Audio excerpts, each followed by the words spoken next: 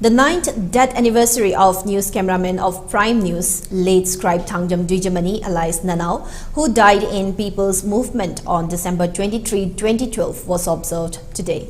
The observance begins with rich floral tribute at the memorial stone of the late Scribe Dwijamani at Chairaujing at Thangmaiban Sinam Laikai, led by President of All Manipur Working Journalists Union, AMJU, which was followed by standing committee members and workers of the union, Naharo Leishemba Club, Sinam Laikai, and family members. Mention may be that news cameraman Dwijamani of Prime News, Guwahati-based news channel, sustained bullet injury fired upon by police while covering news of People's Movement in connection with an inappropriate misbehavior towards a Manipuri film actress. However, Scribe Dwijamani succumbed to his injury.